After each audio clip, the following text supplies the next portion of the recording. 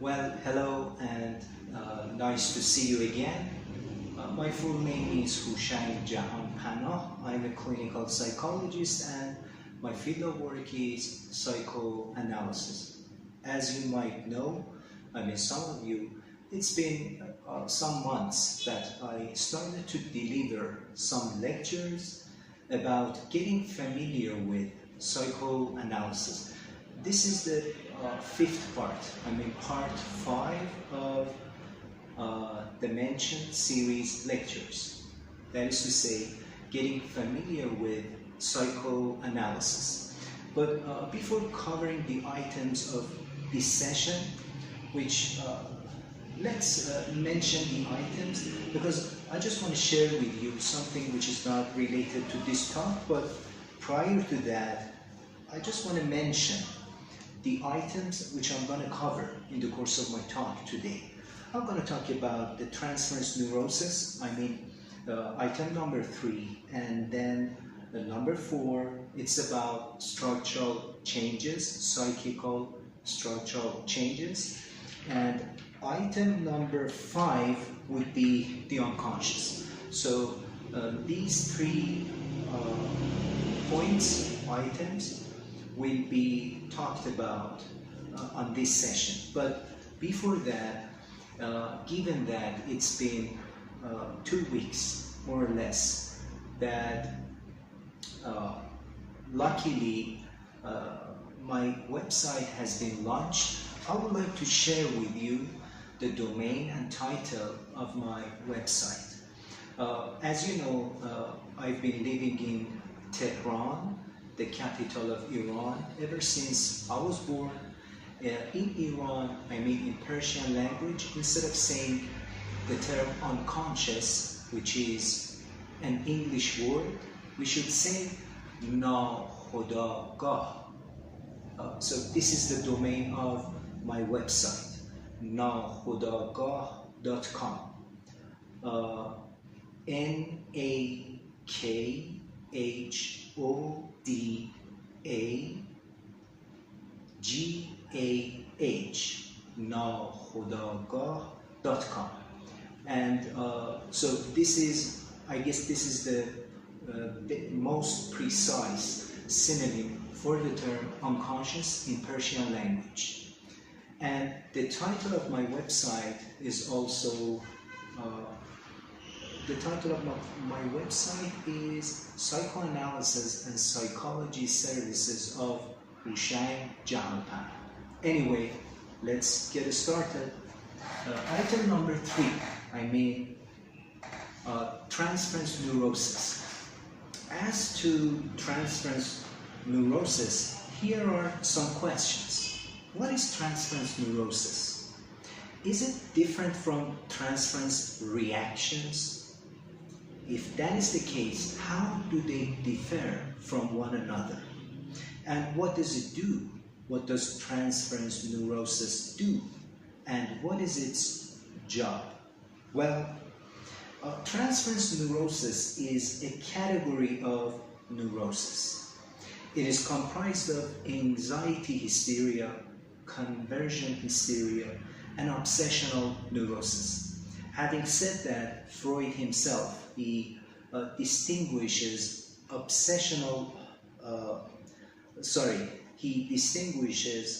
transference neurosis from the narcissistic neurosis.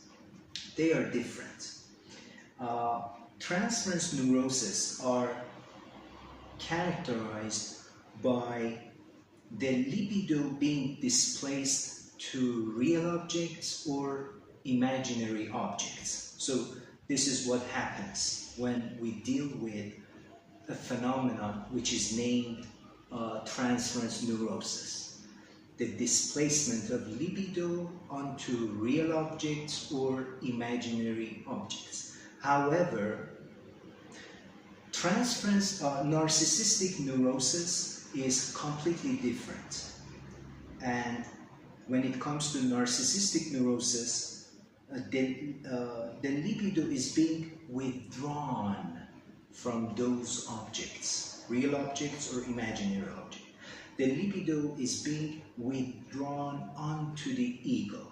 So they are completely different ball games. The first one, transference neurosis, is about displacing the libido onto the objects, real or imaginary, whereas narcissistic neurosis is all about the libido being withdrawn from the outside onto the ego. And there are some differences between transference reactions and transference neurosis.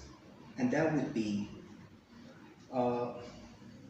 in transference neurosis, the whole of the client, the person, pathological behavior, something just came to me, something just crossed my mind.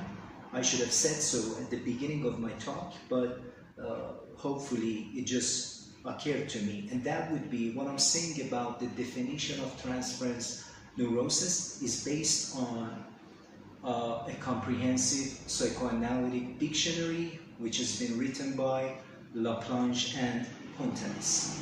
Strictly speaking, its name is the language of psychoanalysis. So this definition and explanation is based on their book, Laplanche and Pontanis, which had been written in French, and then someone else, Nicholson, Mr. Nicholson, I'm not sure about his family name. I would rather not mention the family name because I'm not sure. I might make a mistake, but Nicholson, okay, so someone else has translated the book from French to English. Anyway, as I was saying, there are some differences between transference neuroses and transference reactions. In transference neurosis, the whole patient's or client's pathological behavior comes to be reorientated, comes to be reorganized around his relationship to the analyst. So what happens in transference neurosis is reorganizing, reorientating all pathological behaviors of the client around his relationship or around their relationship to the analyst, all of their pathological, and it happens unconsciously. This is not to say that you decide to do so, not at all. It happens unintentionally and unconsciously. However, let's put it this way. Transference neurosis has got two jobs. Firstly, it organizes formerly, let's say, formerly disparate transference reactions, as Glover says, floating transference. Floating transference. It means it is not focused. It is not organized somewhere. No, floating transference, as Glover says.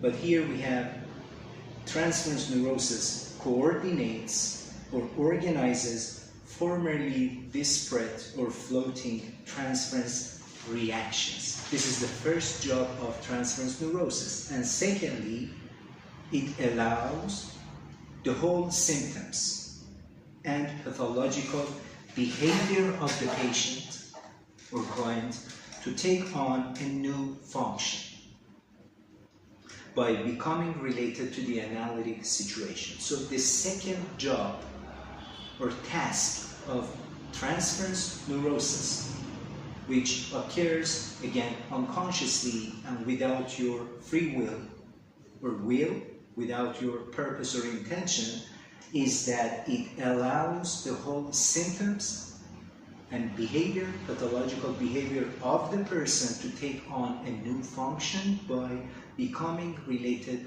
to the analytic situation, to the analyst and analytic situation. This is what transference neurosis does in clinical psychoanalysis. And the point is that not only the emergence or development of this phenomenon, not only it's a negative point, it's not a negative point, but also it could be considered as a positive point for the treatment and cure. As Freud sees or says, the establishment of transference neurosis as a positive factor in the dynamics of the cure. So this is very important. In some approaches which you satisfy the client on and on, which you feel sympathy with clients every now and then, actually the emergence of the transference neurosis, you put this at risk. What you do in this way might prevent the transference neurosis development. So in that case, you are just dealing with psychotherapy, if I may, not psychoanalysis. So this is the positive factor in the dynamics of the cure. Okay, that's it for transference neurosis. Item number 4 is structural changes. Why structural changes? Why not changes per se? So it is not about just some superficial changes. It is related to the structure, to the system, to the fundamentals. Well, in this case, I'm going to describe the meaning of, or the definition of, or the description of structural changes according to 3 psychotherapists. I mean Rapaport, Kernberg, and Schwartz. And at the end, after describing just a bit these 3 perceptions of structural changes, I'm going to come up with my own example of structural changes, which is related to or about politics. And I guess the last example, which is mine, it takes precedence over the others, because whenever I talk about psychical changes, particularly structural ones, this example actually pops up, and this way I can grasp the meaning of structural changes and its differences between superficial changes. Anyway, as Rapaport says in 1960, controls and defenses are conceptualized as structures. First and foremost, structures must be described, because if we know the meaning of psychical structures, the second part won't be a big deal. I mean, structural changes won't be a big deal if we know the meaning of structures or psychical structures. Rapaport says controls and defenses are conceptualized as structures. The rates of change, the pace of change are slow in comparison with the rates of drive energy accumulations and drive discharge processes. So the point is that the rates of change, or let's say structures' rates of change are slow.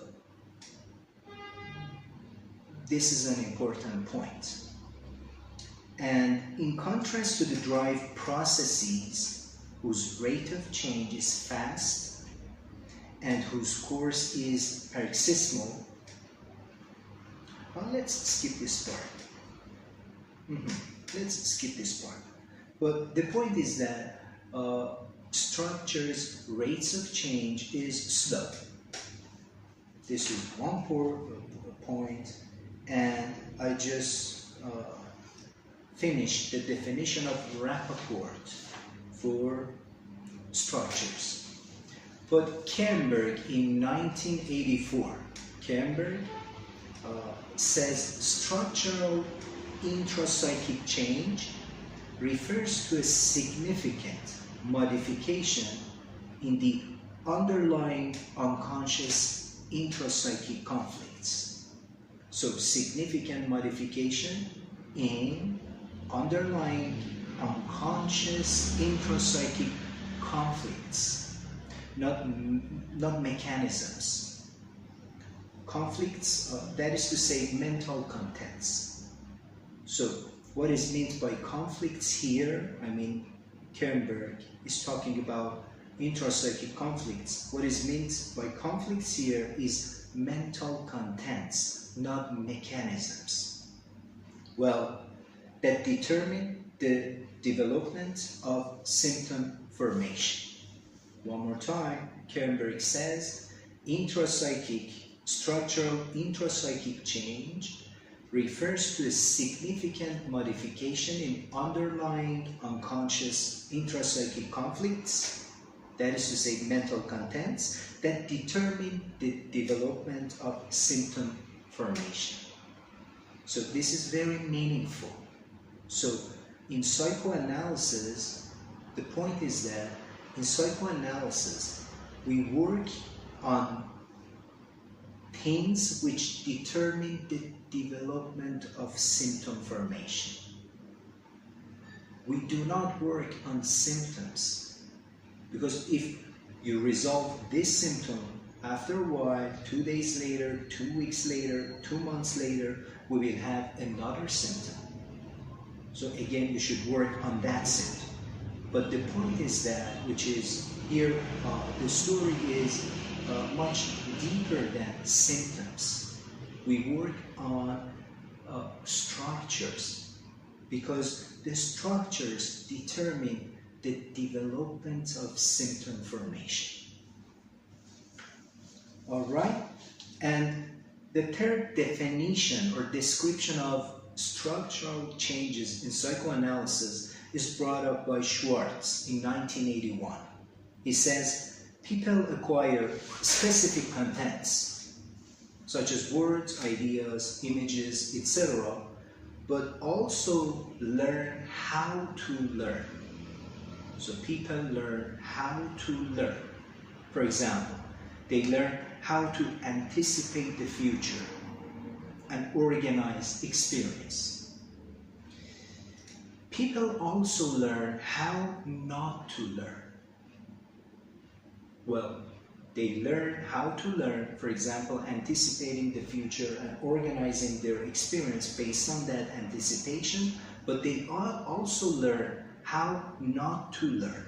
That is to say, they learn to employ a set of defensive operations that restrict experience.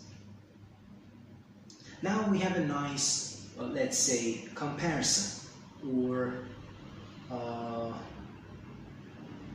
analogy. No, couldn't be said as analogy. We have a nice comparison between bodily structures and psychical structures.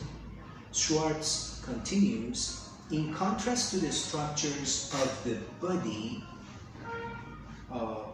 including organs, tissues, cells, molecules, and so on and so forth, which are palpable and visible. So bodily structures are palpable or visible.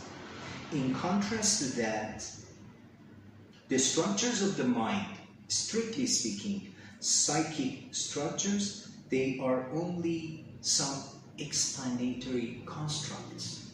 So this is a big difference, and this is a nice comparison. You can see bodily structures, but when it comes to psychical structures, they couldn't be seen. They are not that palpable or tangible.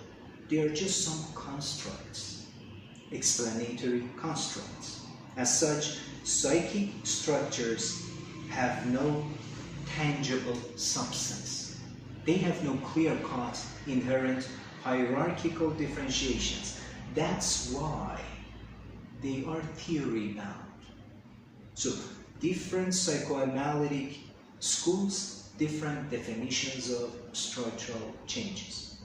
Different psychotherapy approaches, psychoanalysis approaches, they definitely bring up different descriptions of structural changes, because every single one of them describe psychical structures differently. So the point is that they are theory bound. For example, structure can be conceptualized within an ego-psychological framework in terms of impulse defense configurations. Impulse defense configuration. It could be conceptualized within a Kleinian framework in terms of good and bad part objects when the infant or the person is in the paranoid position, and it could be conceptualized as ambivalently held hold objects when they are in the depressive position. Well, in Kleinian, I'm going to repeat it again, in Kleinian approach, in Kleinian framework, structural changes or structures could be conceptualized as in terms of good and bad part objects in paranoid position and ambivalently held hold objects in depressive position. Within an object relational framework in terms of self and object representations. Within a self-psychological framework in terms of a varyingly cohesive or vulnerable bipolar self. So as you see, different schools, different approaches, different definitions of structures. We have ego psychology, Kleinian, actually object relation, self-psychology, Bionian, Lacanian, and the like. Every single one of them has described structures differently. Therefore, we have structural changes. We have different structural changes in each of those perspectives. But the bottom line is that psychoanalysis is not about changes per se. The bottom line is that clinical psychoanalysis, unlike psychotherapy, if I may, clinical psychoanalysis is not about just resolving symptoms. As I said before, just seconds ago, the thing which is worked on, which is worked through, which is taken into account, is whatever which determines the symptom formation. That's the point, symptom formation. So it is not about just resolving the symptoms. That's why it could be called structural changes. Okay, I've already talked about the definition of structural changes based on Rapaport perspective, Kernberg perspective, and Schwartz. And now it's turn to mention my own example, which is related to politics. In this case, I should say that political structural change, if the meaning of this example could be grasped, I think its psychical meaning is not a big deal anymore. Political structural change, it means changes in governance. It involves significant alterations in the way societies are governed. In the way societies are governed. So it's about rules, laws, systems. It's not about just saying goodbye to one person and saying hello to another one. For example, as a client, you go into a clinic and your chief complaint is your relationship with your husband, wife, girlfriend, boyfriend, colleague, or whoever else. You know, structural changes is not about correcting or modifying your relationship with that person. I don't think so. Because when you say goodbye to that person and then, I don't know, start a new relationship with someone else, again, you will have the same story. Because the governance has got a problem. Because the way the society, it means your mind, your psyche, the way that your society is governed has got a problem. The same goes for, I don't know, different disorders, different symptoms. For example, someone is obsessed with something.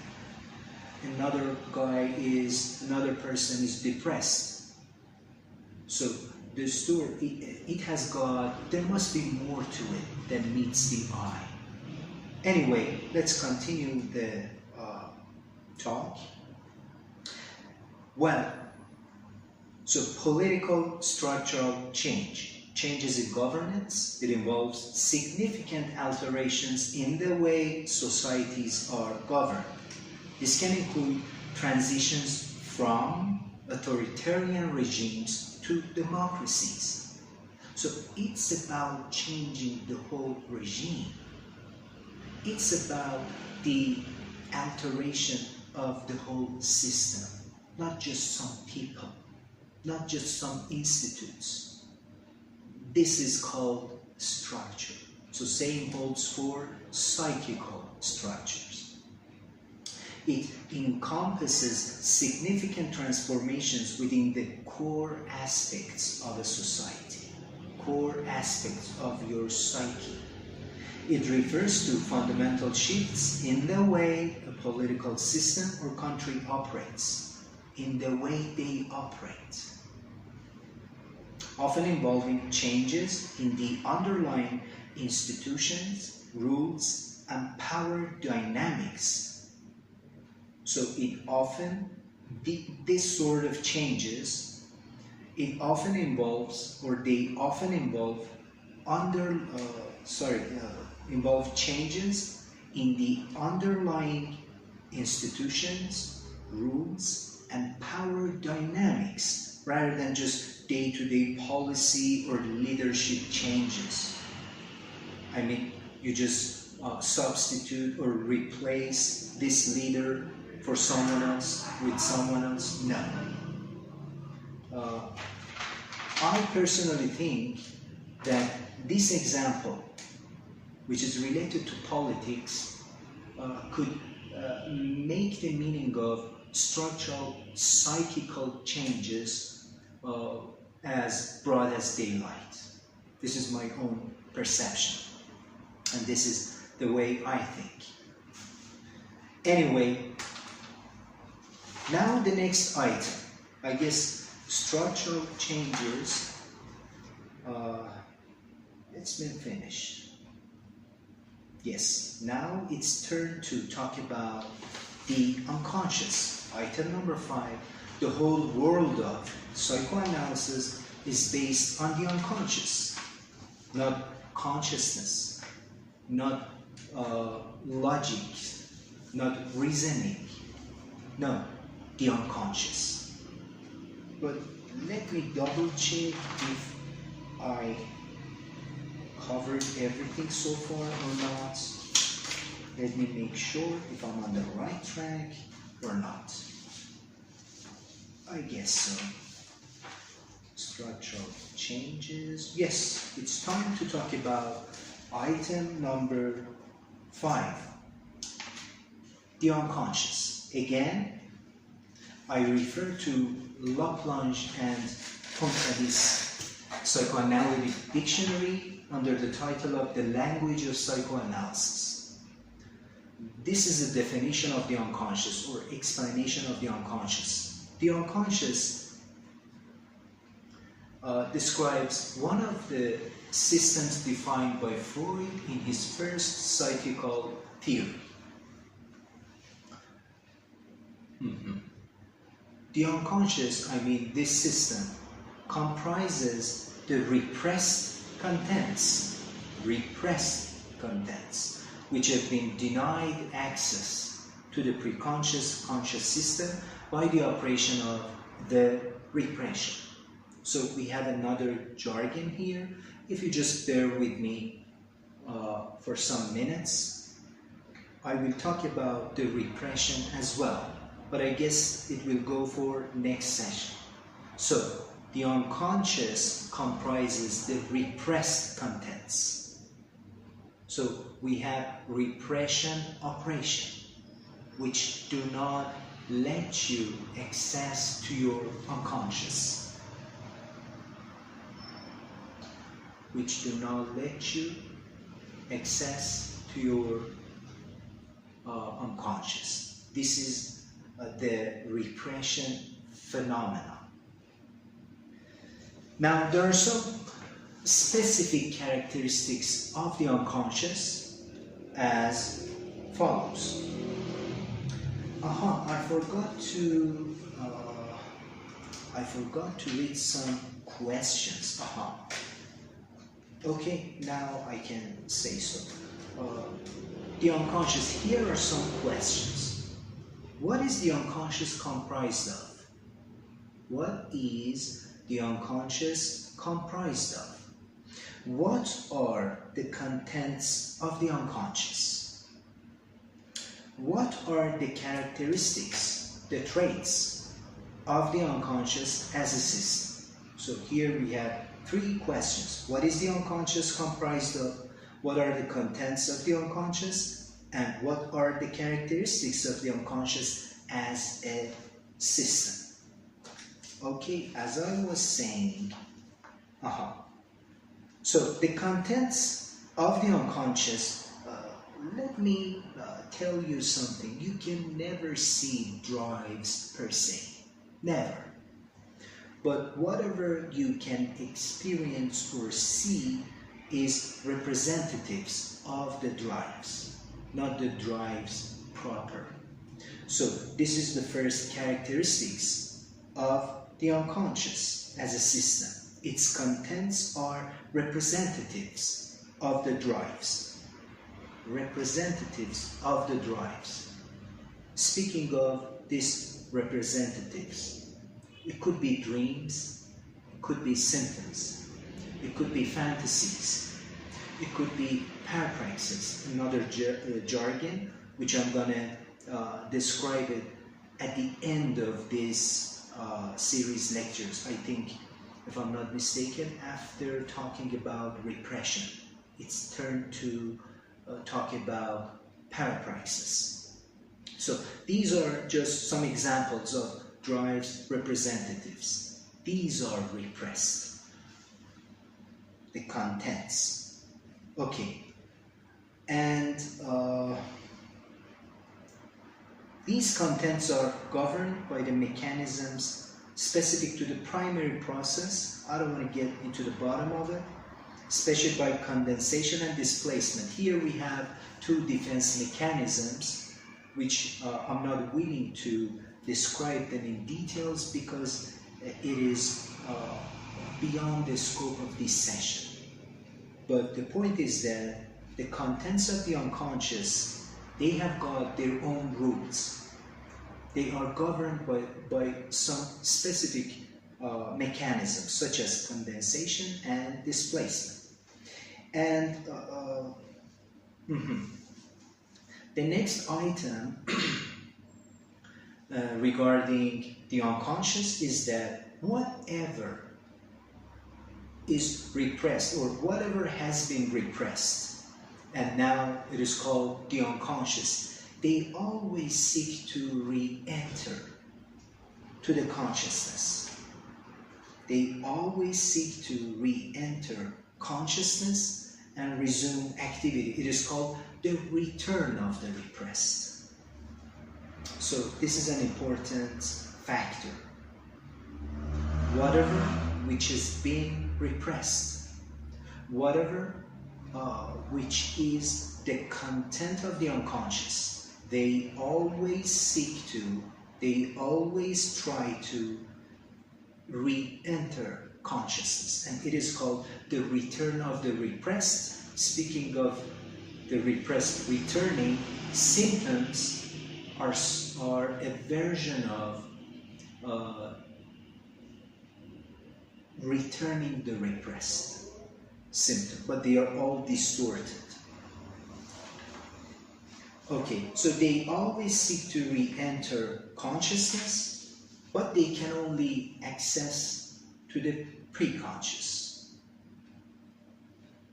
In compromised formations, after having undergone the distortions of the censorship.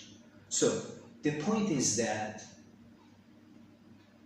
in a nutshell, I can say that whatever is named as the unconscious contents, they seek to re-enter consciousness, but the point is that they can never gain access to the consciousness.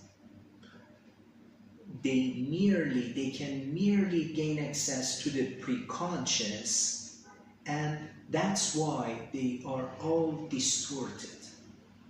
They are not pure. They are all distorted because of the censorship. So symptoms are the distortions of the unconscious material. Dreams, same goes for dreams. And parapraxis. They are all distorted versions of the unconscious contents and material. Okay, I guess I am about to finish this item. Just one or two more points. I'm getting a little bit tired. Another point which must be considered is that it is more especially childhood wishes that become fixated in the unconscious. So again, it's about the material of the unconscious.